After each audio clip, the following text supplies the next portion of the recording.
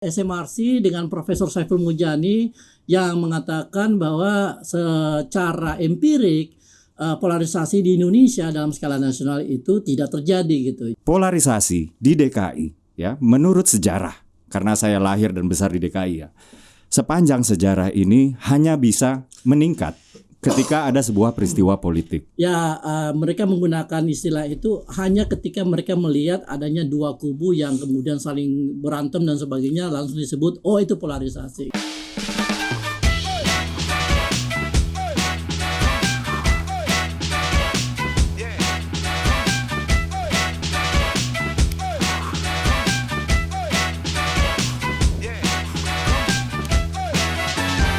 Oke, welcome to Total Politik. Hari ini sangat berbahagia ya. Ini kayak pendeta mau ceramah. Hari ini saudara-saudara kita semua adalah umat yang berbahagia. Ya, dan sangat berbahagia kita hari ini karena kedatangan dua orang sahabat Twitter.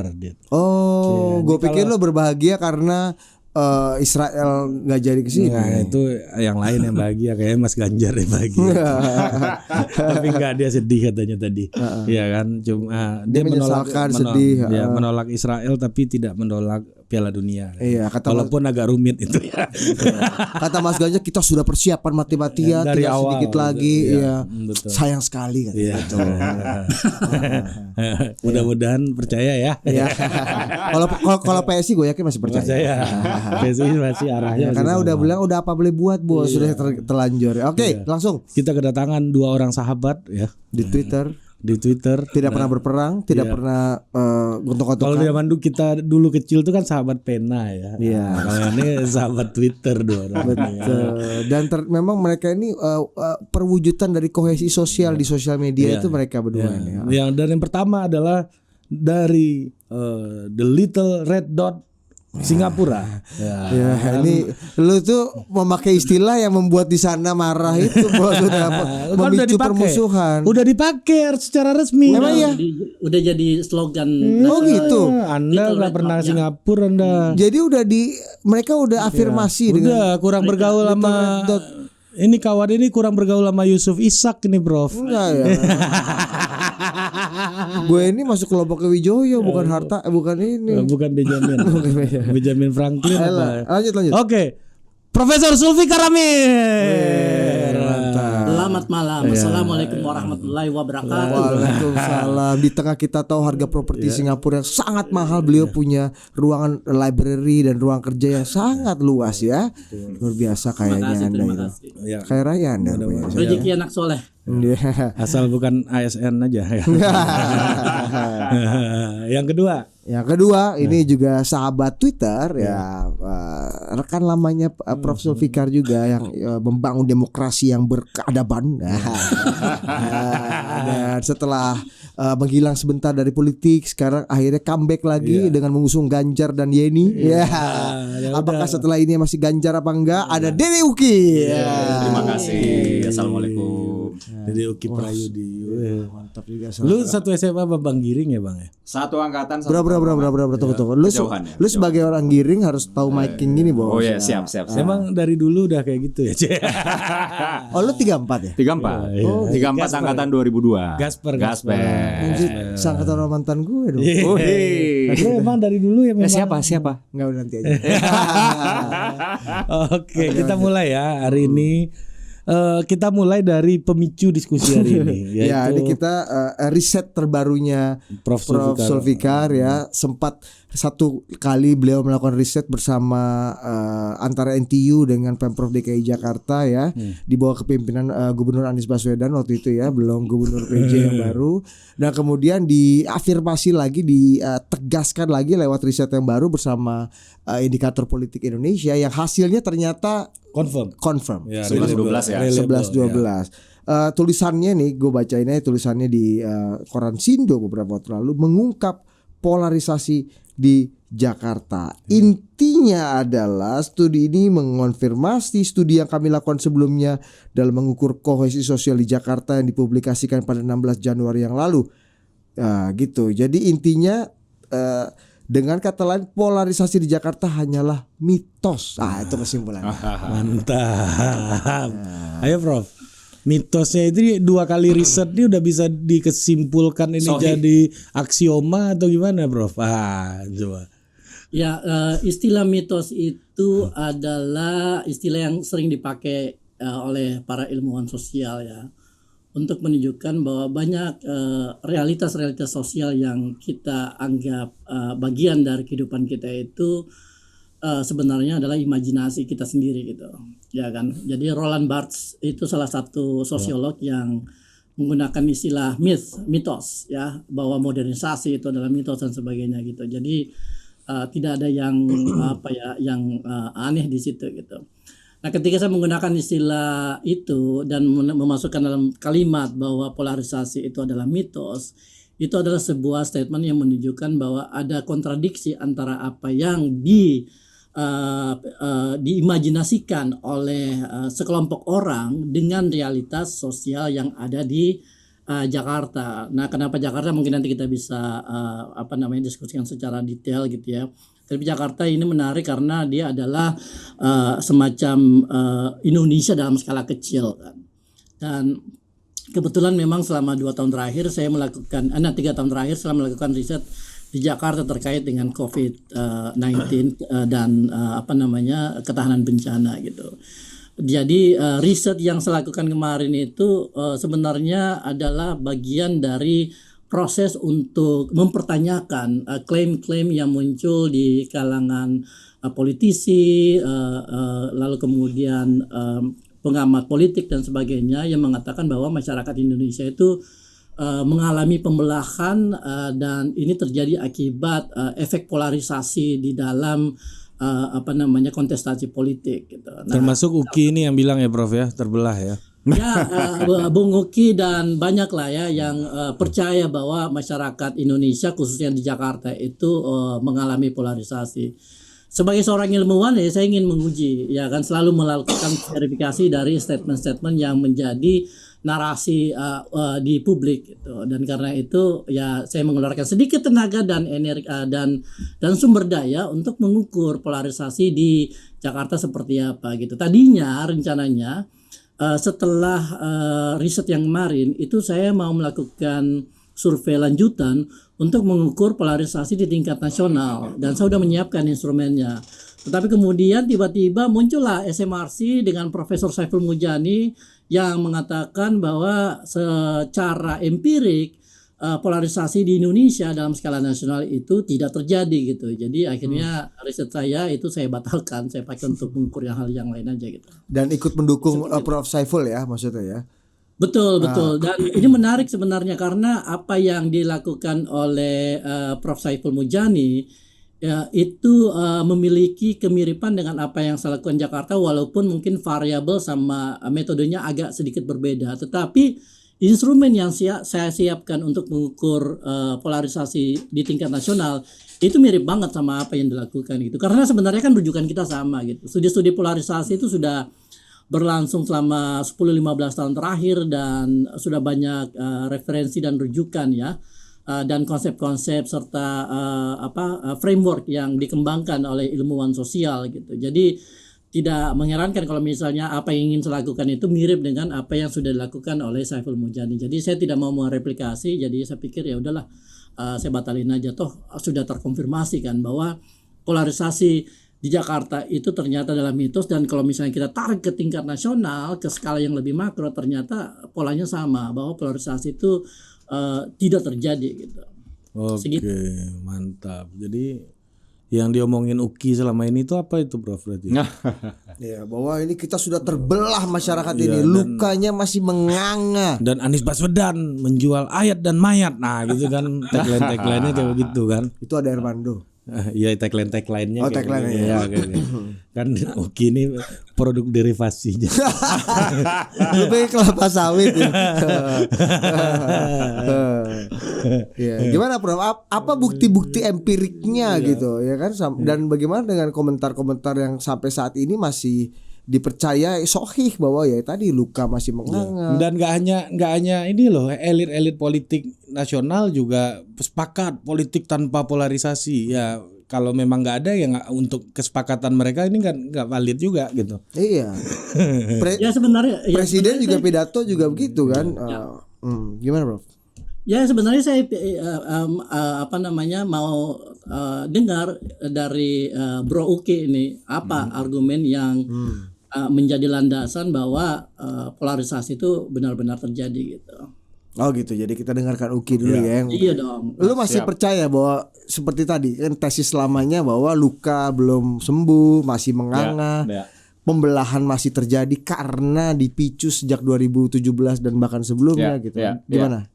Begini ya, saya sendiri sebenarnya udah baca paparan dari Prof. Zulfikar Amir ya, dari seorang kawan Prof. Jadi saya anggap ini saya nggak sedang illegally accessing Enggak lah, iya. karya tulisnya Prof. Zulfikar ya. Kasih disclaimer dulu kawan. Iya, jadi saya mendapatkan ini dari seorang kawan ya, dan variabel yang dipakai oleh Prof. Zulfikar Amir ini adalah social cohesion ya, untuk kita ngasih tahu apakah betul terjadi polarisasi apa enggak gitu. Jadi yang saya lihat ini adalah apabila kohesinya semakin tinggi, maka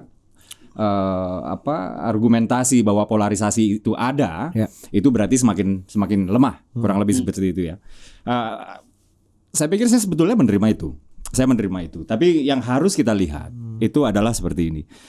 Di Jakarta itu ya polarisasi itu menguat ya. Jadi kita bicara polarisasi itu nggak hitam putih.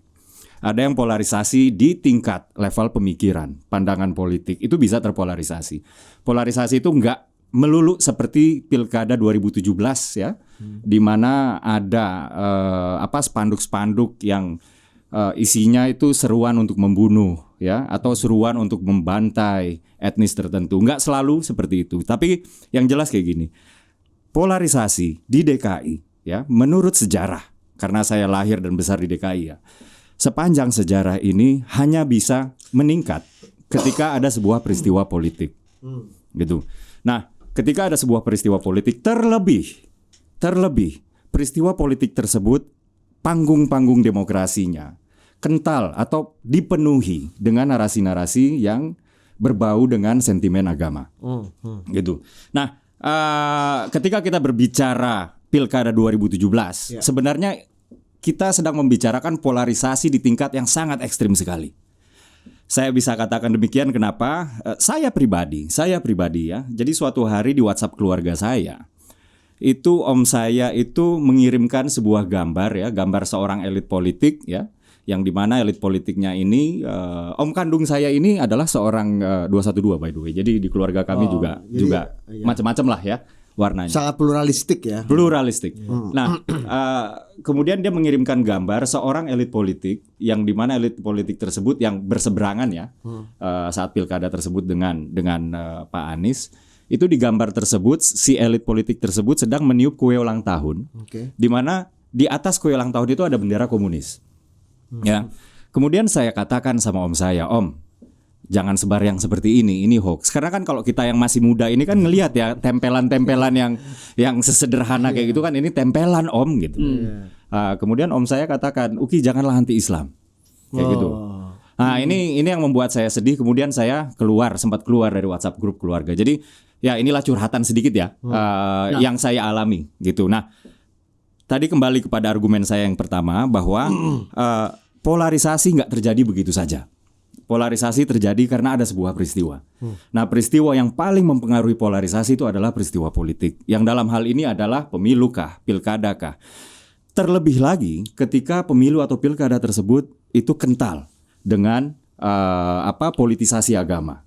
Kental dengan seolah-olah kandidat dengan pendukungnya itu sedang mengatakan bahwa barisan kami barisan Tuhan. Di luar barisan kami adalah musuh Tuhan.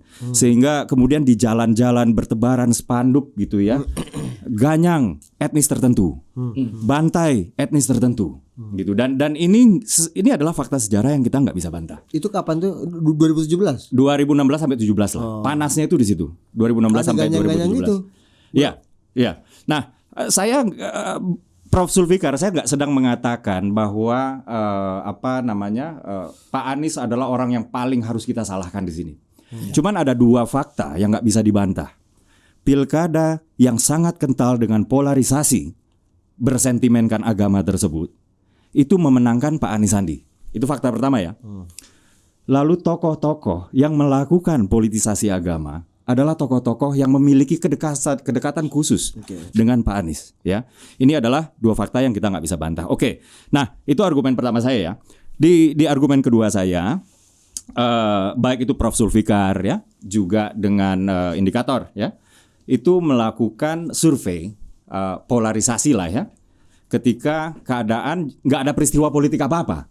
Gitu. Nah, ketika nggak ada peristiwa politik apa-apa, mau kita adakan let's say 2021 kah atau 2015 kah gitu ya, atau ya nggak ada peristiwa politik lah. Tentu masyarakat Jakarta yang HDI-nya atau Human Development Index atau indeks pembangunan manusia, ini saya ini kan sedikit ya, komponen indeks pembangunan manusia itu adalah angka harapan hidup. Ini kaitannya dengan akses kepada layanan kesehatan yang berkualitas. Lalu juga rata-rata harapan lama sekolah, rata-rata pendidikan. Ini semua umur berarti ya. Lalu harapan lama sekolah, ketika seorang bayi lahir, dia itu punya ekspektasi untuk sekolah berapa tahun. Lalu yang terakhir adalah pengeluaran atau standar hidup, living standard. Nah, DKI Jakarta itu Human Development Index-nya tergolong sangat tinggi. Ya, itu sudah terjadi bahkan sebelum eranya Pak Anies. Dan ketika kita berbicara soal sebuah wilayah administratif yang diisi oleh penduduk dengan HDI yang sudah sangat tinggi, maka kalau nggak ada peristiwa apa-apa ya memang polarisasi itu bisa dibilang hampir nggak ada. Gitu. Palingan adanya cuman di level pemikiran politik aja. Gitu. Nah, inilah yang ingin saya katakan bahwa ketika kita menganalisis polarisasi di keadaan yang tidak ada peristiwa, ini nggak bisa serta-merta kemudian membantah bahwa polarisasi tersebut terjadi ketika sedang ada peristiwa. Kurang lebih seperti itu. Artinya argumentasi bahwa luka masih menganga, luka belum sembuh dan mencoba untuk kembali dirawat, lukanya tambah parah lagi, itu gimana menurut Anda? Kan narasi itu kan berjalan seiringan dengan kepercayaan bahwa residu pasti ada. Residu pasti ada. Cuman kemudian kita bertanya, sedalam apa sih si residu itu atau seberapa cepat dia pulih? Nah, ini saya pikir kita belum menemukan sebuah penelitian yang robust lah ya, tentang residu polarisasi politik ya. Karena kalau yang saya lihat dari studinya Prof. Zulfikar ini lebih ke arah sosial. Social cohesion dan lain-lain itu adalah social capital lah. Cuman kalau di level tidak ada peristiwa, polarisasi politik yang kita bicarakan ini lebih tepatnya polarisasi keberpihakan politik atau polarisasi pemikiran politik. Karena nggak ada peristiwa apa-apa juga sekarang gitu. Jadi saya pikir polarisasi tersebut tetap ada sebenarnya ya. Akan tetapi berada di level yang minimum atau di level yang moderat, di level yang masih sehat. Karena kalau nggak ada polarisasi sama sekali, ya kita jadi negara komunis. Mungkin juga karena ini ya, kali ini nanti Prof. Sul juga bisa konfirmasi. Belum ada aktor-aktor yang benar-benar serius untuk melakukan mobilisasi terhadap sel-sel tidur yang terpolarisasi ketika pilkada ini. Kebencian dan kemarahan yang tertanam di dalam lubuk ini kan. Kalau kita baca penelitian soal gerakan sosial atau misalnya kayak Charles Tilly gitu ya, itu kan selalu mensyaratkan ideologi, massa dan juga leader. Ini hari ini leadernya mungkin yang level meso belum bekerja optimal misalnya karena capres belum gol gitu misalnya kayak gitu. Tapi leader-leader lama yang tadi kalau kata Uki ikut terlibat dalam konstruksi polarisasi yang 2017 itu kan masih berlaga sampai sekarang dan ikut race lagi. Tapi kan nggak ada kepentingan belum definitif gitu. Jadi itu nggak melekat ke aktiviti orang ini ya. Jadi orang ini pun harus melakukan aktivasi lagi gitu ya. Jadi peristiwa politik yang berpotensi untuk mempolarize masyarakat DKI ini belum ada. Gitu. Jadi Jadi aktornya belum fokus juga. Iya. Di samping juga masyarakatnya tingkat kepedulian mereka terhadap narasi politik belum setinggi misalnya ketika pemilu sudah panas atau pilkada sudah panas gitu ya. Cuman saya yakin polarisasi ini akan menguat lagi nanti ketika sudah musim kampanye. Sekarang ini kan belum ya, masih musim sosialisasi ya. Jadi apa namanya? Ini menarik Prof, kalau misalnya nanti dibikin lagi studinya cuman pas peristiwanya sedang berlangsung. Ini pasti akan sangat menarik sekali gitu. Jadi apalagi masyarakat DKI Jakarta yang apa IPM atau HDI-nya sangat tinggi ini nggak akan terlalu peduli. Karena mereka sibuk kerja. Kalau sekarang, iya. Kalau nanti kerja dan peduli juga ya masuk politik. Sekarang ini mereka masih di tahap-tahap mungkin ngelirik-ngelirik berita gitu ya. Karena saya juga pernah, saya lupa ya, saya baca di papernya siapa ya. Ini soal apakah betul masyarakat urban itu apolitis atau justru sangat melek politik lah kayak gitu ya.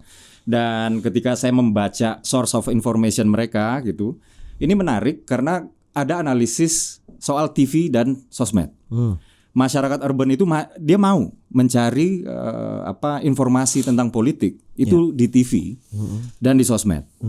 Nah, sedangkan masyarakat rural itu cenderung mencari hiburan di dua medium tadi itu ya. Politik kepada tokoh-tokohnya. Iya. Tapi di luar itu semua ya biasanya urban itu lebih ketika peristiwa itu ada dia akan lebih cepat merespon.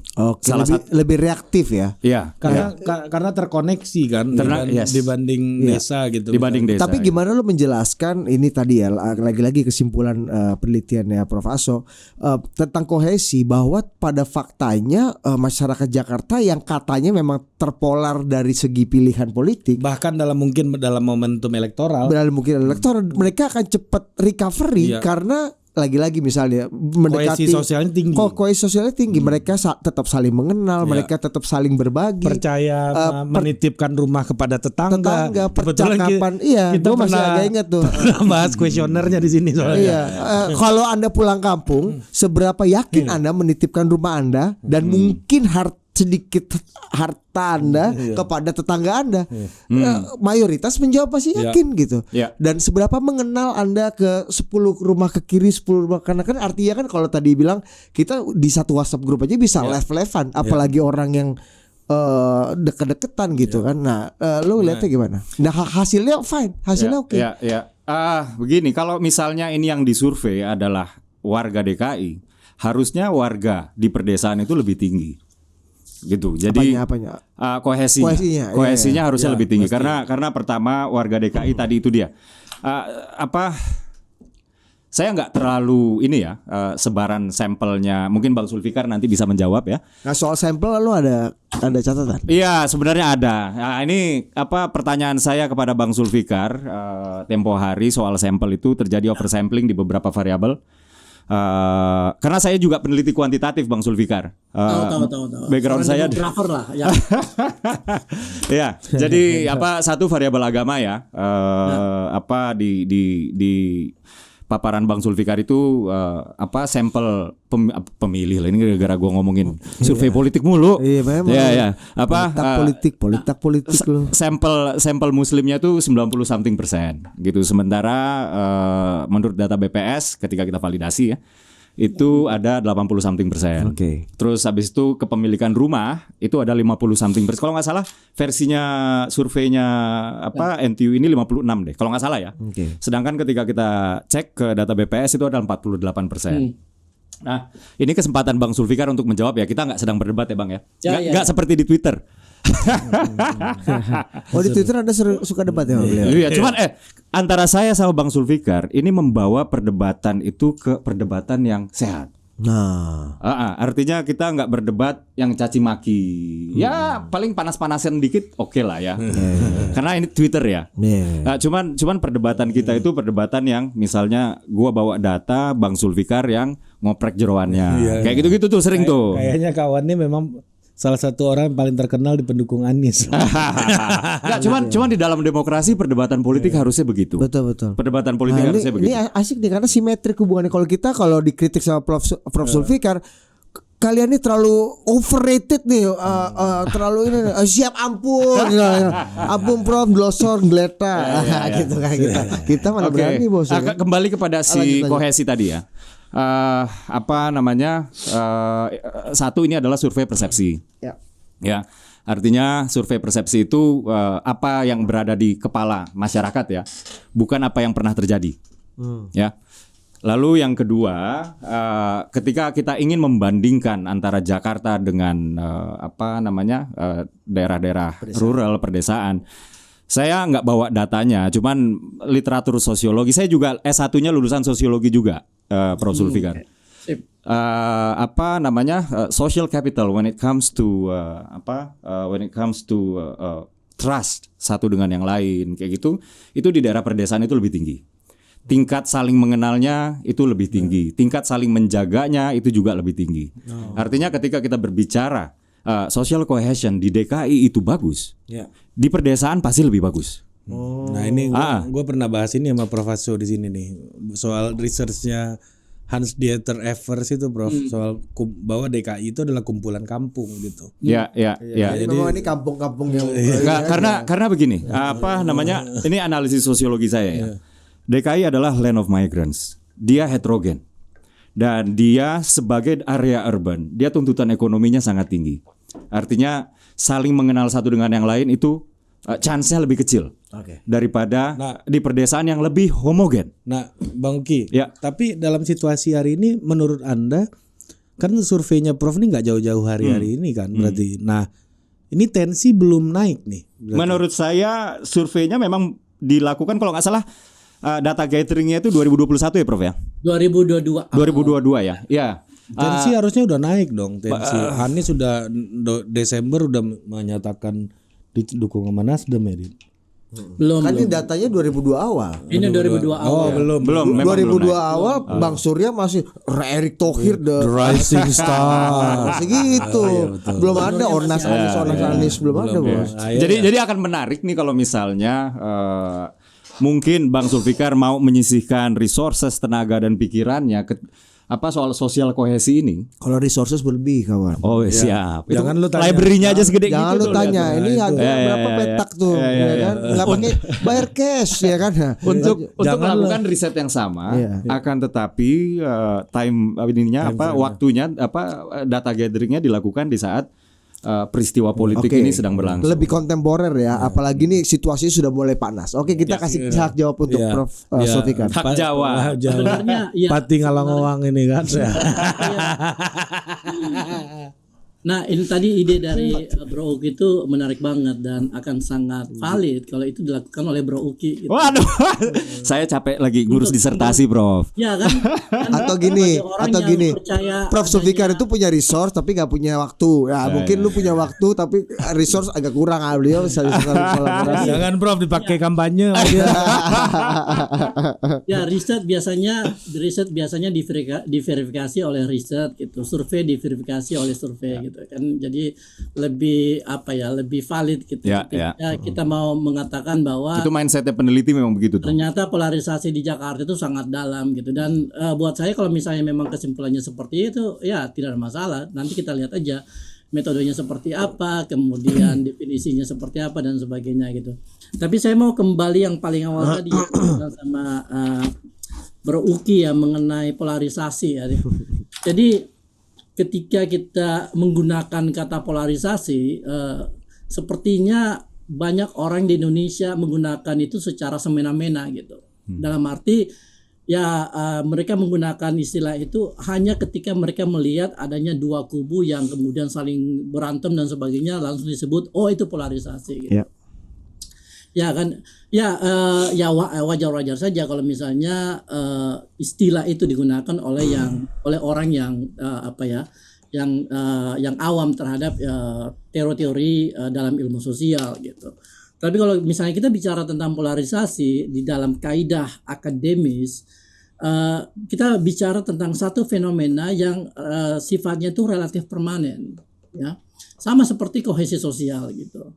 Jadi ketika kita bilang terjadi suatu polarisasi, ini adalah suatu kondisi yang terjadi tidak bersifat sementara, tetapi bersifat relatif permanen, mungkin 5-10 tahun dan mungkin dalam waktu yang lama gitu.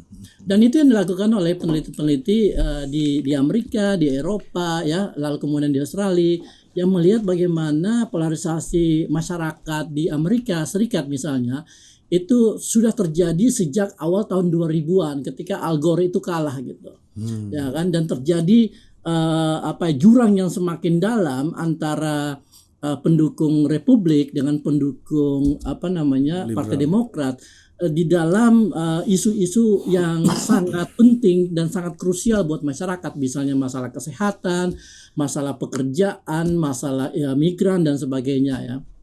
Nah, artinya kita tidak bisa bilang polarisasi itu hanya terjadi dalam 1-2 bulan selama pilkada gitu. Kenapa? Karena ya pasti terjadi. Ketika ada 2 kandidat yang muncul bertarung melakukan kontestasi, itu tentu para pendukungnya akan bergerombol di salah satu kubu yang bertarung gitu kan. Ini namanya kontestasi gitu. Dan ini yang sering menjadi rujukan orang-orang ketika bicara tentang polarisasi. Yang mereka bicarakan itu adalah polarisasi akibat kontestasi elektoral. Bukan polarisasi yang bersifat struktural, bersifat kultural yang jauh lebih masif di tingkat bawah gitu. Seperti itu gitu. Jadi kita harus sepakat dulu kita mau bicara polarisasi yang mana, yang bersifat permanen atau yang sementara. Karena kalau sementara itu bukan polarisasi, itu semata efek dari kontestasi politik yang pasti terjadi, ya kan, dan tidak punya konsekuensi jangka panjang yang serius. Beda dengan misalnya polarisasi yang sifatnya permanen gitu, karena itu membelah masyarakat dan saling membenci satu sama lain gitu. Nah, yang kedua terkait dengan apa tadi ya? Oh ya. Jadi mungkin saya perlu sedikit klarifikasi buat Bro Uki ya. Jadi kohesi sosial itu memang adalah satu kondisi yang sama seperti polarisasi juga bersifat permanen ya.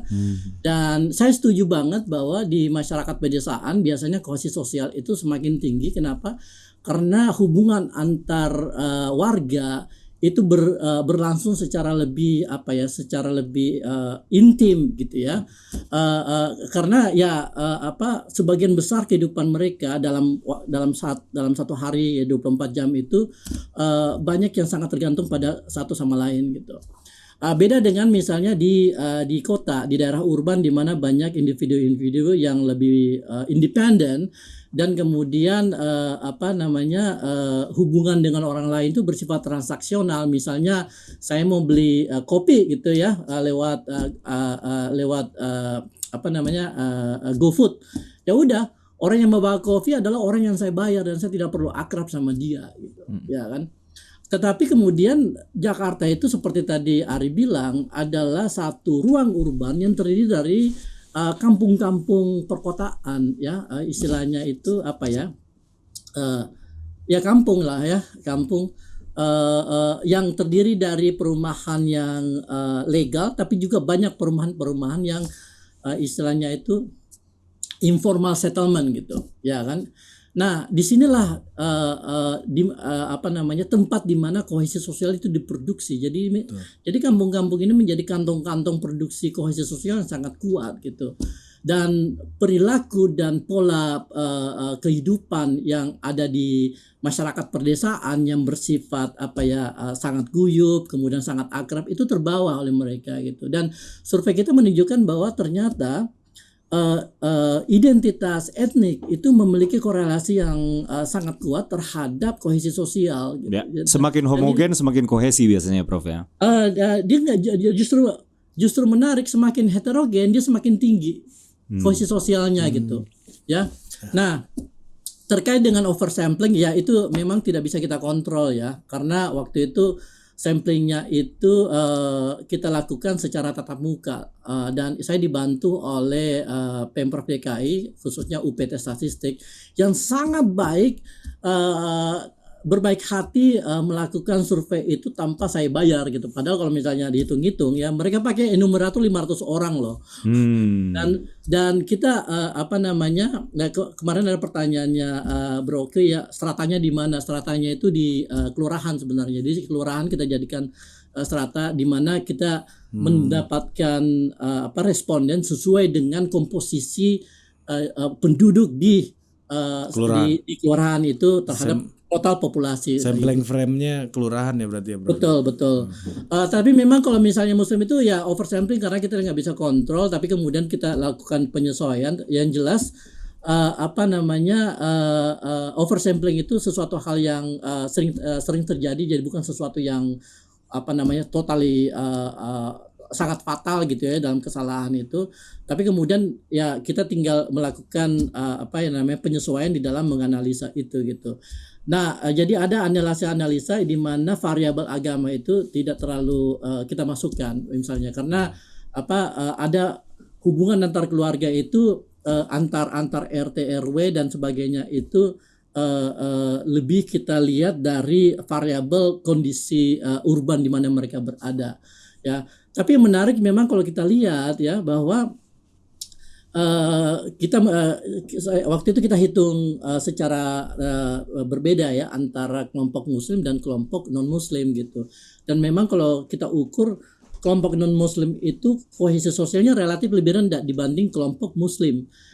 Lalu kemudian saya jadi penasaran kan kira-kira apa yang membuat mereka memiliki tingkat kohesi sosial relatif rendah. Lalu saya perhatikan tempat tinggal mereka gitu. Jadi di dalam survei itu ada 5 kategori tempat tinggal berdasarkan luas jalan di depan rumah mereka gitu. Jadi yang pertama itu jalan raya, lalu kemudian jalan yang bisa dilewati 2 mobil, jalan yang bisa dilewati 1 mobil, jalan yang bisa dilewati motor, jalan yang cuma bisa dilewati 1 orang gitu ya. Dan itu sangat penting untuk mengamati perilaku masyarakat gitu karena semakin padat mereka tempat tinggal mereka, semakin dekat mereka berinteraksi, semakin tinggi kohesi sosial. Nah, yang menarik kebanyakan non Muslim itu berada di kategori jalan besar dan jalan raya gitu. Dan ini yang mungkin mempengaruhi ya hipotesa saya mempengaruhi perilaku mereka sehingga kohesi sosial itu relatif lebih rendah ya. Nah, yang kedua terkait dengan residu yang tadi Bro Uku bilang ya bahwa akan menarik kalau misalnya ada satu survei yang robust yang bisa mengukur residu dari Pilkada 2017. Nah, sebenarnya ini yang kemarin saya lakukan bersama indikator. Jadi mungkin Bro Uki belum sempat baca kali. Jadi bulan Januari sampai bulan Februari kemarin kami melakukan survei. Sebenarnya ini survei sampingan ya karena sebenarnya saya melakukan satu proyek penelitian lalu kemudian masih ada sisa pertanyaan yang bisa saya masukkan. Jadi akhirnya saya dompleng lah di situ gitu ya untuk survei yang kita lakukan bersama indikator. Dan survei ini berdasarkan teori polarisasi di mana polarisasi itu baru terjadi ketika ada 2 kondisi. Pertama adalah ketika ada 2 kutub yang berseberangan, lalu kemudian masyarakat itu bergerombol di salah satu kutub itu gitu, ya kan? Tetapi polarisasi baru benar-benar terjadi ketika tidak hanya rasa suka atau affection yang menjadi indikator dari pengelompokan ini, tetapi juga terjadi rasa tidak suka atau resentment antara satu kelompok dengan kelompok yang lain gitu. Jadi 2 variabel ini yang kita ukur, lalu kemudian kita mencari titik polarnya titik polarnya seperti apa gitu. Nah, kemarin waktu surveinya SMRC mereka menggunakan variabel ideologi ya kan, ya pemikiran politik. Jadi mereka bikin pengukuran polarisasi di mana ada 2 titik polar, 2 titik kutub antara ideologi kebangsaan sama ideologi keislaman gitu. Dan mereka mengambil kesimpulan, mendapatkan data bahwa sebagian besar masyarakat Indonesia itu berada di tengah, sehingga tidak terjadi polarisasi dan kurva ini itu terjadi di pendukung Anies, di pendukung Prabowo dan di pendukung Ganjar. Nah, apa yang kita lakukan kemarin di Jakarta itu mirip, tetapi variabelnya itu bukan ideologi, tetapi tokoh, ya, tokoh politik. Karena polarisasi itu bisa terjadi karena pemikiran, bisa terjadi karena tokoh politik, bisa terjadi karena kebijakan, ya kan. Dan tentu ya macam-macam lah sebenarnya, bisa agama dan sebagainya gitu. Prof, izin Prof. Ini saya mau menanyakan hal yang sangat cukup masuk fundamental ke ranah metodologis gitu. Nah, tadi Prof sempat mengatakan bahwa polarisasi dan juga kohesi sosial itu bentuknya relatif lebih permanen, benar kan tadi ya? Kira-kira ya, Prof. Ya kan? Bentuknya lebih permanen, dia lebih bisa bertahan secara longitudinal ya dalam beberapa aspek waktu dan itu dicek lewat survei. Nah, lewat survei ini. Nah, pertanyaan saya begini, bukannya kalau ini secara metodologis ya, kalau hal yang sifatnya lebih permanen, yang lebih statik itu biasanya kita letakkan dia sebagai independent variable dibandingkan dependent variable. Misalnya gender, kita butuh operasi dulu ke Thailand gitu untuk ganti jenis kelamin. Jadi bentuk gender itu dalam survei diasumsikan lebih permanen gitu ya. Terus usia gitu, usia kita nggak bisa ubah kecuali kita ubah akte kelahiran kita. Terus apalagi ya, agama. Ya kan, gua harus berhadapan dengan keluarga besar gua dulu untuk pindah dari Muhammadiyah ke NU gitu misalnya. Kecuali lu taki ya kan? Apalagi ke Syiah gitu misalnya kan. Ini kan sifatnya lebih permanen. Nah, meaningnya lebih permanen dan statiknya kohesi sosial ini apa? Ya, saya dalam hal ini lebih cenderung kayak Uki berpikir gitu, melihat bahwa polarisasi ini sesuatu yang dinamis karena artinya secara metodologis dia bisa diletakkan sebagai dependent variable gitu. Silakan Prof. Ngerti. Tidak ada sesuatu pun yang tidak dinamis dalam dunia sosial. Semuanya itu pasti berubah, semua itu pasti mengalami transformasi, semua itu pasti mengalami perubahan kan. Itu tidak bisa disangkal gitu. Tapi yang menjadi pertanyaan adalah skala perubahan itu gitu. Ada yang dalam skala pendek, ada dalam skala panjang gitu. Indonesia itu pasti berubah lah, mungkin 10 tahun lagi akan berubah kan. Tetapi ada satu periode di mana kondisi-kondisi budaya, kondisi sosial itu relatif stabil gitu. Dan itulah yang membuat masyarakat bisa hidup secara damai, secara harmonis dan sebagainya gitu. Tapi coba saya selesaikan dulu tadi mengenai survei yang terakhir ini ya. Survei yang kita lakukan terakhir di Jakarta itu mengukur polarisasi antara dua tokoh. Antara Anies Baswedan sama Basuki Cahayapurnama / Joko Widodo. Ya. Jadi, Ganjar juga dong itu. Enggak, ini kan Jakarta. Jadi kita mau mengukur polarisasi antar pendukung dua kelompok ini, dua tokoh politik ini gitu. Dan hasilnya menarik karena kurvanya itu jadi mirip seperti apa yang didapatkan oleh datanya SMRC, di mana ya kalau misalnya kita mengukur polarisasi ya, polarisasi sempurna itu terjadi ketika kurvanya itu berbentuk huruf U. Ya. Di mana setiap orang itu akan berada di salah satu kubu. Ya kan, tentu tingkat kesukaan dan tingkat kedekatan dan tingkat militansinya itu berbeda-beda, makanya huruf U gitu kan. Nah, polarisasi itu tidak terjadi ketika kurvanya itu terbalik, huruf U terbalik atau berbentuk lonceng gitu. Nah, kemarin kita mendapatkan data yang menarik di mana kurvanya itu adalah berbentuk lonceng, di mana 84% masyarakat DKI itu sebenarnya tidak peduli apakah Anies dengan Ahok atau dengan Jokowi gitu. Tetapi memang ada sekitar 15% ya yang berada di daerah yang sifatnya itu terkutup. Mereka mengalami kutubisasi atau polarisasi gitu. 15%. Jadi 7% di tempatnya Anies, 7% di tempatnya Ahok dan Jokowi gitu. Nah, mungkin inilah yang kemudian sering bergesekan setiap hari, saya nggak tahu ya.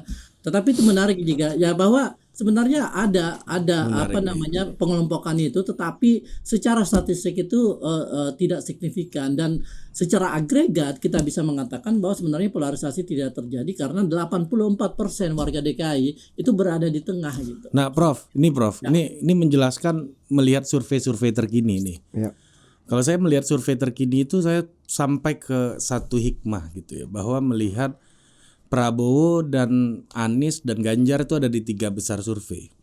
Bagaimana kita melihat misalnya Prabowo itu jelas angkanya kalau 3 besar udah wajar karena udah 2 kali ikut Pilpres dan 1 kali jadi cawapres gitu. Nah, ada Anies dan Ganjar, dua-duanya ini tokoh yang ikutnya pilkada, orang yang baru berkampanye di level lokal gitu ya. Tetapi Ganjar itu punya korelasi yang positif ketika approval ratingnya Jokowi naik. Ganjar pun juga begitu kan. Ganjar pun naik. Nah, ini Ganjar ya, yang paling gede kelihatannya itu Ganjar. Sementara Anies sebaliknya gitu ya, yang mana dia adalah orang yang kalau yang tidak puas pada Jokowi pasti memilih Anies gitu. Nah, ini pertanyaannya sebenarnya begini, Prof. Ya artinya kan selama ini ya kalau bahasa saya itu ayam punya telur, sapi dapat nama nih dalam kasus Ganjar ini. Yang kerja Jokowi, yang elektabilitasnya naik Ganjar gitu. Nah, poinnya adalah kalau nggak ada polarisasi, kenapa hal ini bisa terjadi gitu ya? Karena ini kan yang cinta Jokowi itu ke Ganjar, yang benci Jokowi itu ke Anies gitu kan. Kalau nggak ada polarisasi ini nggak mungkin. Ganjar harus kerja keliling Indonesia dulu buat masuk 3 besar gitu. Anies pun juga begitu gitu. Jadi nggak mungkin ada split ticket vote itu ya. Pendukung PDI pilih Anies tuh nggak mungkin gitu lah ya. Jadi ya gitu. Gimana cara menjelaskan kalau nggak ada polarisasi gitu loh, Bro? Ya seperti saya bilang tadi, kita nggak bisa menggunakan istilah polarisasi ketika kita menjelaskan fenomena dukung-mendukung di dalam kontestasi politik, ya kan? Bahwa Anies dianggap sebagai tokoh atau sosok yang berseberangan dengan Jokowi, ya itu adalah konsekuensi dari peristiwa-peristiwa politik yang terjadi sebelumnya, gitu kan? Dan bahwa Ganjar itu mendapat apa istilahnya windfall of support dari Jokowi, ya itu mungkin juga karena kedekatan beliau sama Pak Jokowi kan. Tetapi bahwa mengatakan ini itu adalah indikasi polarisasi itu mungkin terlalu simple gitu ya. Karena kita bicara tentang proses proses kontestasi politik yang pada akhirnya juga akan terjadi dua kutub kan. Apalagi kalau kita masuk ke putaran kedua misalnya. Kalau misalnya ada putaran kedua gitu. Bahkan kalau misalnya di sejak putaran pertama pun ketika cuma ada 2 kandidat, ya tentu kontestasi elektoral itu akan membuat orang harus memilih ya kan antara A atau B gitu. Yang tidak mau memilih ya masuk golput lah. Jadi ya kan? Jadi pemilu 2004 meskipun ada 5 pemilu 2004 meskipun ada 5 calon, ujung-ujungnya polarisasi gitu kan maksudnya kan, karena cuma ada SBY sama Mega. Tapi kan ternyata tidak. Ya gitu ternyata kan enggak. Tapi beda sama 2017 dan 2014, 2019. Oke, gimana Ki? Ya, balik ya kita ke definisi tadi kan. Prof Zulfikar mengatakan bahwa polarisasi itu hanya applicable ketika keterbelahan itu adalah sesuatu yang permanen gitu. Kayaknya saya harus nggak setuju dulu nih, Prof. Jadi kayak begini, ketika kita bicara polarisasi, sudah ada kata sasi aja itu artinya sebuah proses. Dia bukan sebuah keadaan, ya. Ketika dia sebuah proses berarti artinya terjadi dinamika. Gitu. Artinya itu nggak ada permanennya. Itu satu ya. Gue setuju. Lalu yang kedua, tadi juga Prof juga kemudian mendisclaim ya bahwa itu bukan berarti mengenyampingkan bahwa there is such thing as social dynamics ya. Dinamika sosial itu nggak pernah statis. Itu benar. Sehingga polarisasi juga nggak pernah statis, nggak ada polarisasi permanen. Jadi ini saya teringat ini sama basic sociology theory ya, yaitu dari Om Giddens ya. Dia waktu itu mendamaikan pemikiran Durkheim dengan pemikirannya Weber ya, soal social agents dengan dia bilang social structure and social agents are like two sides of the same coin. They produce and reproduce each other through an ongoing process called interaction. Duality ya. Iya, artinya ada terus interaksi, ada terus proses, dan ada terus dinamika. Nggak ada yang permanen. Ya. Gitu. Nah, termasuk juga dengan polarisasi. Mungkin kita yang nggak sepakat adalah definisinya kemudian, Prof ya. Kalau Prof Zulfikar ini mengatakan bahwa definisi polarisasi itu lebih kepada definisi polarisasi sosial. Betul. Kalau saya mengatakan polarisasi itu nggak hitam putih ya, bisa polarisasi pemikiran politik. Ya. Cuman yang menjadi bahaya ini adalah ketika polarisasinya ini menuju ke titik kurva U tadi, seperti yang Prof Zulfikar bilang, itu yang sudah bahaya. Itu sudah mengarah kepada perpecahan gitu. Nah, alhamdulillahnya ya di Indonesia ini, kalau kata Mbak Alisa Wahid dulu ya, orang Indonesia ini sukanya guyup. Orang Indonesia ini kepekaan sosialnya tinggi. Jadi sukanya nyumbang. Kayak gitu-gitu loh. Sehingga ACT juga banyak kan. Jadi apa namanya? Polarisasi sampai di level. Jadi saya nggak bilang polarisasi itu ada atau tidak ada ya, tapi seberapa kuat. Sampai di level di mana terbentuk kurva U itu agak sulit di Indonesia ya. Kecuali memang tidak ada pihak yang sedang menjaga persatuan. Jakarta 2016-2017 hampir U nggak? Atau still long way to go dari U? Nggak long way to go. Nggak long way to go. Karena apa namanya? Saya nggak punya datanya, cuman saya experience. Betul. Ini by experience ya, karena saya sedang berada di Jakarta. Saya tahu betul betapa mencekam, betapa kejinya pilkada saat itu ya. Saya nggak sedang menyalahkan pihak A atau pihak B ya, tapi adalah sebuah fakta bahwa ketika kita let's say mau sholat Jumat gitu, di situ sudah ada spanduk-spanduk politik di dalam masjid. Dan di ceramah-ceramah Jumat itu isinya memang ya, kalau kamu nggak pilih si X berarti kamu setara dengan si kafir. Kayak gitu. Gue pernah 2 kali walk out tuh. Iya, atau kamu kalau misalnya milih si Y ya, artinya kamu golongan fasik. Kayak begitu-gitulah. Nah, ini yang sudah terjadi di DKI. Bahkan mungkin di sini ada dari kita tuh ada yang sudah menyaksikan sendiri marching anak-anak di bawah umur teriak bunuh. Itu kan keji sekali. Gitu. Nah, saat itu konteksnya itu sudah sempat ya, di beberapa peristiwa demonstrasi itu sudah hampir berujung kepada kerusuhan. Sudah hampir berujung kepada social unrest ya.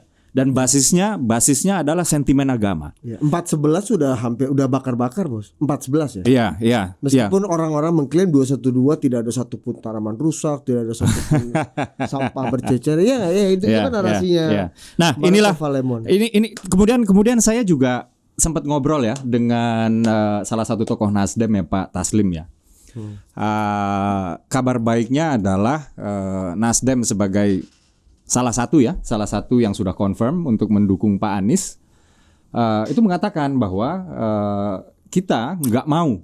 Jadi kita waktu itu berdiskusinya udah bukan soal siapa yang salah ya.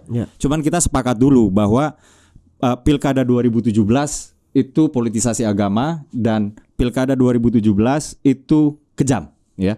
Dan dua-duanya sepakat. Dan antara saya dengan Pak Taslim waktu itu akhirnya kita juga sepakat bahwa kita nggak mau itu terulang lagi ya gitu. Nah, Pak Taslim juga bilang iya, saya juga nggak mau itu terulang lagi gitu. Apalagi saya berasal dari kelompok yang non majority lah, kurang lebih seperti itu. Dan saya pikir ini kabar baik. Sebenarnya ini adalah kabar baik. Tapi kembali lagi kepada si polarisasi.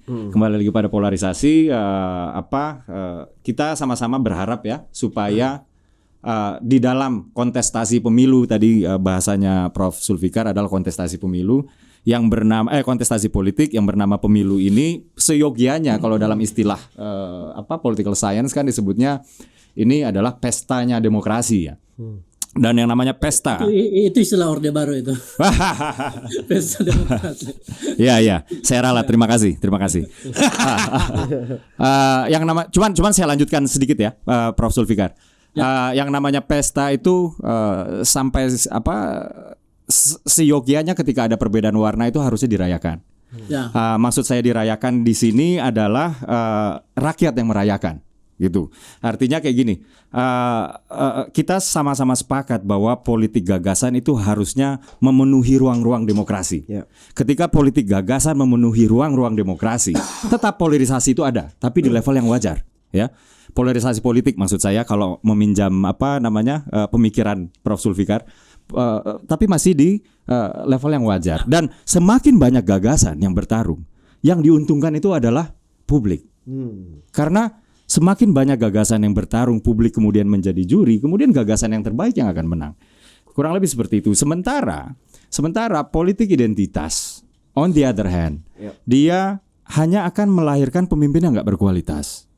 Pemimpin yang dipilih hanya karena ya agama, bukan karena asas meritokrasi, bukan karena kualitasnya dalam mengambil kebijakan dan kemampuannya dalam meng-carry out kebijakan yang sudah dia ambil tadi. Gitu. Nah, ya silahkan Prof untuk mendebat nanti, cuman selesaikan saya ngomong dulu ya. Lagi dicatat. Ini criticizingnya mana nih ke apa? Ya, kritis ke hasil risetnya ada lagi? Atau udahlah kita sudah dijawab tadi, cuma nanti akan ada saya inginin lagi ya. Kemudian jadi kita itu DKI sudah belajar ya dari seorang pemimpin yang lahir karena politisasi agama gitu. Prof Zulfikar boleh berbicara soal soal kohesi ya, yang dimana menurut saya memang warga Jakarta kalau nggak ada peristiwa politik kohesinya akan kembali back to kurva punuk ya atau lonceng ya. Nah, kenapa saya bilang gagal? Jadi kayak gini, kalau di PSI itu kan kita punya 3 pilar ya di dalam berpolitik. Yang pertama adalah clean politics, yang kedua adalah politik kesetaraan ya, dan yang ketiga adalah politik kesejahteraan. Jadi kalau yang pertama dan kedua tadi itu adalah DNA-nya PSI. Nah, yang ketiga ini adalah DNA-nya demokrasi. Kenapa saya bilang kayak gitu? Karena demokrasi itu adalah alat. Alat untuk menuju kesejahteraan. Ya, jadi fungsinya demokrasi itu di situ. Kemudian politisasi agama ini juga enggak anti demokrasi. Gitu. Yang anti demokrasi ini ketika pemilunya dicurangin. Tapi politisasi agama membawa kita kepada demokrasi yang berkualitas rendah. Dia membawakan kita kepada seorang pemimpin yang tidak berkualitas tadi. Nah, kemudian saya ditanya, yang nggak berkualitas seperti apa misalnya? Apa buktinya? Kayak gitu kan? Balik lagi kepada esensi demokrasi bahwa dia adalah alat untuk mencapai kepada kesejahteraan. Di era Pak Anies Baswedan ini kemiskinan di DKI itu meroket dari 3,78 ya, 3,78% pada saat Pak Anies dilantik itu tahun 2017 September ya. Kemudian per September 2022 itu ada di angka 4,61 ya. Sementara katanya kan karena COVID gitu. Cuman kok nggak turun-turun? Artinya ketika rata-rata nasional itu sudah mulai turun semenjak tahun 2021, DKI nggak turun-turun gitu.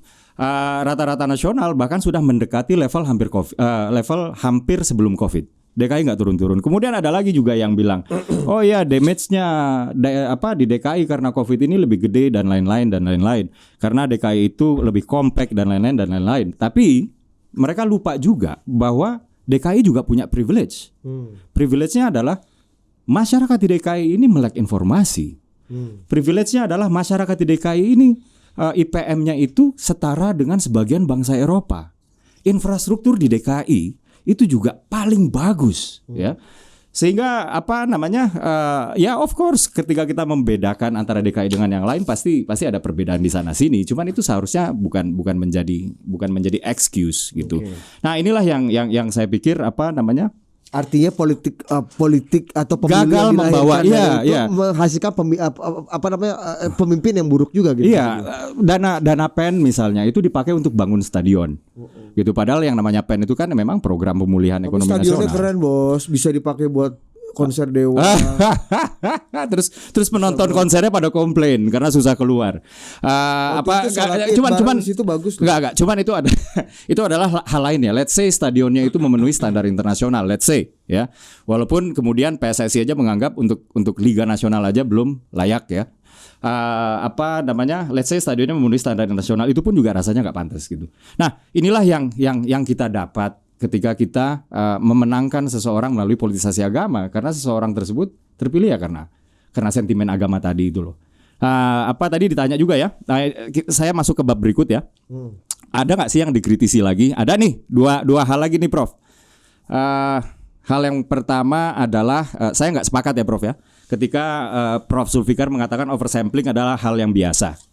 Saya ingat, saya waktu masih di UN membantu BPS, ya, membantu BPS untuk menentukan angka MMR atau maternal mortality rate. Dan saat itu kita mengkritisi kenapa MMR-nya begitu rendah. Ternyata sampelnya itu bias kelas sosial. Karena itu sampel yang kita pakai adalah sampelnya Susenas. Ya, Susenas kalau nggak salah saya. Itu bias kelas sosial lah, kayak gitu ya. Kemudian sedangkan angka MMR itu atau angka kematian ibu dalam bahasa Indonesia AKI sering disingkat ya. Itu semakin tinggi di kalangan yang ekonominya bawah. Ketika oversampling di kelas tertentu, hasil akhirnya juga pasti akan bias. Sehingga saya menganggap bahwa oversampling hal biasa, ini sesuatu yang patut dibantah. Kalau oke lah, kalau moderatnya patut diperdebatkan lah ya. Patut Tapi kan diperdebatkan. Prof Aso udah jawab tadi bahwa variabel ini dalam analisis tidak digunakan. Enggak ya, variabel agama nggak apa-apa nggak digunakan. Tapi ketika tadi misalnya Prof Zulfikar sudah mengatakan bahwa di kalangan sampel yang Muslim kohesinya lebih baik, sedangkan sampel secara keseluruhan itu oversampling sampel Muslimnya 11%. Tentu ini akan mempengaruhi hasil akhir. Ya. Kecuali ada pembobotan. Nah, ini mungkin Prof bisa jelaskan nanti ada pembobotan ya. Cuman saya nggak tahu apakah ada pembobotan apa enggak. Nah, itu poin kedua yang saya pikir saya harus objek ya, Prof. Lalu poin yang ketiga adalah ketika Prof tadi mengatakan definisi stratumnya adalah kelurahan. Saya sering mendengar ya ketika dibilang definisi stratumnya itu adalah kelas. Karena di dalam satu sekolah ada kelas 1, kelas 2, kelas 3, kelas 4 sampai kelas 6 kalau kita sedang membicarakan sekolah SD. Nah, inilah strata yang kita gunakan gitu. Satu unit sekolah lalu kita bagi lagi stratanya. Ada strata kelas 1 sampai kelas 6. Kalau yang dimaksud dengan kelurahan tadi oleh Prof Zulfikar, saya pikir yang Prof Zulfikar maksud tadi bukan stratified random sampling, tapi multi-stage random sampling. Umumnya survei-survei memang kayak begini. Stratified itu umumnya dipakai untuk karya ilmiah yang untuk tesis gitu-gitu loh. Survei biasa juga sampai RT/RW biasanya. Iya. RT/RW itu juga masih bisa dikatakan itu multi-stage. Multi-stage itu bisa bahkan sampai RT. Gitu. Tapi di dalam RT itu kemudian dilihat lagi nggak strata apa yang mau diambil, sama kayak survei sekolah. Kemudian dilihat strata kelas 1-nya, kelas 2, kelas 3, kelas 4-nya itu harus mencerminkan kondisi faktual di lapangan, dan itu harus proporsional samplingnya dengan kondisi faktual kelas 1-nya berapa orang atau berapa persen dibanding kelas 2 dibanding kelas 3. Nah, kurang lebih seperti itulah kalau stratified random sampling menurut pengalaman akademik dan karir saya ya. Inilah ya saya kritik lah dan catatan lah ya. Ya, siap. Itu saja dari saya. Kalau saya dulu belajar statistik tuh cukup 24 SKS dulu di sosiologi UI, Prof. Memang kalau data kuantitatif perdebatannya di sini kan ketimbang di temuan ya. Biasanya di kelas temuan angka, lu mau debatin apa sama angka gitu kan. Ya. Metodologi. Silakan Prof, dijawab persoalan metodologis ini, Prof. Kalau persoalan metodologis mungkin ada beberapa hal yang Bro Oki tadi sebutkan itu cukup valid ya. Dan memang ketika kita bicara tentang stratified random sampling ya, kita pakai strata di kelurahan tapi kemudian kita naik ke atas itu ada. Jadi basically proses stratifikasinya itu mulai dari Jakarta kita bagi jadi 5 wilayah kota. lalu kemudian kecamatan, lalu kemudian kelurahan, dan kemudian kelurahan itu kita melakukan random sampling di di kalangan warga yang berada di situ gitu, sesuai dengan proporsi populasi yang tinggal di satu kelurahan terhadap total populasi Jakarta gitu. Mengenai pembobotan dan teknik-teknik analisis yang lain itu sebenarnya dilakukan oleh teman-teman dari UPT Statistik. Jadi yang saya terima itu adalah analisis yang sudah mereka lakukan. Jadi saya sudah terima clean data dari mereka, lalu kemudian itu yang saya pakai untuk mengukur kohesi sosial dan sebagainya gitu. Tapi sebenarnya saya ingin kembali ke ke isu yang lebih utama mengenai polarisasi di sini kan. Topiknya kan polarisasi kan, bukan metodologi penelitian. Betul. Cuman berhubung ketemu langsung sama penelitinya kayaknya seru kalau kita ngomong teknis. Nantilah kita sebenarnya datanya itu terbuka. Saya taruh di sebuah. Iya. Saya sudah download, cuman belum sempat analisis, Prof. Mohon maaf. Nah, ya kan, jadi bisa dibongkar sebenarnya datanya itu. Nah, saya sebenarnya ingin kembali ke poinnya Bro Uki tadi mengenai Jakarta. Nah, cuma saya agak sedikit bingung karena apakah kita sedang berdiskusi dan berdebat tentang polarisasi atau sedang mengevaluasi kinerja Anies Baswedan nih. Ya, itu adalah Uki kan KPI-nya itu, Prof. Ya mau gimana? Enggak, Prof. Itu adalah turunan dari produk derivatifnya Uki itu. Ya, produk turunan dari bahwa politisasi agama itu mungkin pas fase politiknya itu tensinya tinggi, polarisasi itu tak terhindarkan. Tapi ketika tidak ada peristiwa politik, ini yang dikorbankan adalah kualitas kebijakan dan lain-lain. Ini saya belum ngomongin soal ini loh, Prof. Jackpreneur. Saya belum ngomongin soal rumah DP 0. Ini sekalian aja, Prof. Uki ini tipe yang kalau ke kawinan kondangan bawa 3 kakak, Prof. Ya kan sekalian ya. Omnibus issue. Jadi gini. Kalau misalnya kalau misalnya kita mau bicara tentang apa yang terjadi di Jakarta selama 5 tahun terakhir dan outputnya seperti apa. Jadi Bro Uki ini tuh sedang membicarakan sebuah mobil BMW yang kebetulan salah satu kacanya itu pecah gitu. Lalu kemudian bilang mobil BMW-nya jelek gitu. Gitu. Jadi tadi sebenarnya mobil BMW-nya masih bagus, ya kan? Tapi cuma karena kacanya retak sedikit langsung wah. Ya, gue nggak mau beli, gue nggak mau ambil gitu, gue mau pakai gitu, kayak gitu. Itu metafor aja. Ya. Siap. Boleh ada yang lebih Asia gitu nggak, Prof? Misalnya SMK atau Canggih. Kalau SMK itu dunia goib, saya nggak berani. Oke, Prof, ada kesimpulan dulu. Jadi enggak gini, jadi ini udah sejam lewat nih, Prof, ya kan? Oke. Ya, saya percepat aja bahwa 5 tahun terakhir, dan jangan 5 tahun terakhir deh, 10 tahun terakhir, survei kita tuh menunjukkan bahwa 82% masyarakat Jakarta itu puas. Jadi mereka merasa hidup mereka mengalami progres, ya. Dan bukan cuma 5 tahun, saya bilang survei kita mempertanyakan dalam waktu 10 tahun terakhir. Kenapa? Karena masa perubahan itu baru signifikan dalam satu periode tertentu, dan 10 tahun itu adalah masa yang kira-kira bisa kita pakai untuk membuat satu rujukan dari satu kondisi menjadi kondisi yang lain gitu. Artinya sebenarnya Jakarta itu mengalami perbaikan yang signifikan, dan ini juga bukan kerjanya Pak Anies Baswedan, tetapi juga ada kontribusi dari Pak Ahok dan kemudian Pak Jokowi. Kebetulan saya melakukan penelitian mengenai resiliensi kota di Jakarta, dan skopnya itu mulai dari sejak zamannya Pak Bang Yos, ya kan, dan memang mengalami progres yang signifikan loh. Jadi ini semua harus kita apresiasi gitu. Mengenai kemiskinan dan sebagainya mungkin saya tidak perlu terlalu respon secara detail lah, karena ada kesalahan-kesalahan yang saya yakin Bro kita paham tapi tidak diungkapkan gitu. Mengenai cara membandingkan dan sebagainya gitu ya. Itu terkait dengan masalah metodologi juga gitu. Jadi ada satu prinsip namanya itu comparative evaluation principle.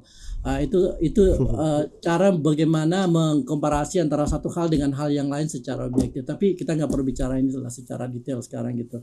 Tapi intinya bahwa apa yang dikatakan Bro Uki tadi, bahwa politisasi agama membuat Jakarta itu menjadi buruk, itu sesuatu yang tidak terbukti secara fakta dan data gitu, dan secara keseluruhan ya kalau kita bicara, bukan cuma 1, 2, 3 gitu ya. Dan ini mungkin menjadi pekerjaan rumah buat Bro Uki nih, untuk membuktikan dan memberikan evidence yang lebih valid, yang bisa diterima oleh kalangan akademis. Mungkin bisa menulis paper tentang kondisi Jakarta seperti apa selama 5 tahun terakhir, yang kemudian bisa dievaluasi dan di peer review oleh orang yang memang kompeten di bidang itu gitu. Jadi kita bisa pegang statement itu kalau misalnya ternyata terbukti secara secara valid gitu. Oke. Menarik. Ya. Ada penutup? Ya, kalau saya sekarang dibalik ketidaksetujuannya tadi ya, saya dengan Prof Zulfikar, nggak fair dong kalau saya tidak menyampaikan kesetujuan ya. Nah iya benar. Ya, sesuatu yang nggak pernah saya kritik ya, dari survei yang dilakukan oleh Prof Zulfikar dan tim, itu adalah ketika time frame ya, T0 sama T1-nya itu 10 tahun ya. Artinya T1-nya itu ada di 2022 ya. Kemudian T0-nya itu berarti 10 tahun ke belakang, kurang lebih ada 2012 ya. Dan inilah yang membuat surveinya itu lebih politically neutral, gitu.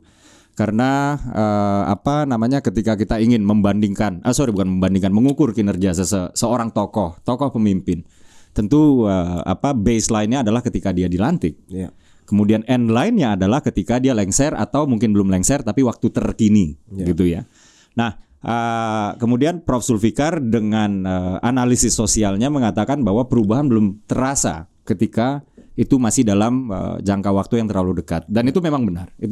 Saya juga pernah baca seperti itu, dan karena tidak mau mengkhianati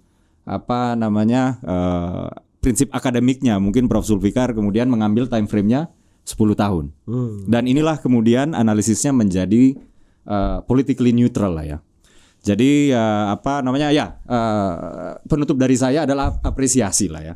Apresiasi untuk Prof Zulfikar dalam hal ini. Jadi maksud Anda kalau menarik 10 tahun itu cuaca pasti relatif cerah berawan gitu ya. Enggak. Cuman memang betul. Dunia sosial itu selalu berdinamika ya. Dia enggak pernah statis. Selalu ada ongoing proses yang namanya interaction. Sosiologi is all about interaction. Dan akan tetapi karena dia ongoing, apalagi kalau misalnya nggak ada peristiwa yang besar-besar amat, dia akan segitu-segitu aja. Misalnya kayak Pilkada 2017 yang saya berbeda pendapat dengan Prof Zulfikar, menurut saya ini peristiwa yang keji, menurut Prof Zulfikar nggak terbukti. Even menurut saya yang keji, kemudian setelah itu selesai, masyarakat Jakarta kemudian kurvanya yang saya duga itu sempat mungkin menuju U menuju U, kemudian dia akan menormal kembali, kayak gitu. Jadi kurang lebih sih seperti itu aja sih. Jadi even ketidaksetujuan kami soal yang tadi juga pada akhirnya kita bilang semoga peristiwa pemilu nanti lah nggak akan terjadi yang seperti kemarin lah. Itu aja sih. Oke. Mantap juga. Gila nih Bang Uki. Dalam bos, kita nggak cuma ngomongin kohesi sosial. Kurang nih satu lagi. Ada politik identitas, kemiskinan. Harusnya satu lagi kita ajak kesini nih. JIS ya kan. Namanya Robi Muhammad, biar ada 4 alumni sosiologi di sini kan. Iya. Dimoderatori satu nggak jelas. Oke, Prof. Terima kasih. Thank you, Prof. Ya, terima kasih Bang Uki. Prof. Ya. Di Singapura rame juga nggak di soal Israel? Di sini kan Singapura disebut-sebut terus. Kalau bisa Singapura ya kan ikut menjadi solusi dari two-state solution. Bukan itu. Beda. Co-host gitu dari Piala Dunia. Di sini rame banget Prof. Singapura tuh kayaknya sebenarnya menjadi top of mind juga di sana. Ya, Singapura nggak mau ikut-ikutan lah sama apa yang terjadi di Indonesia, biarin aja. Oke. Thank you, Thank you Prof. Prof. Watso, thank you. Pak Boki, thank you. Prof, sampai jumpa lagi di Total Politik berikutnya.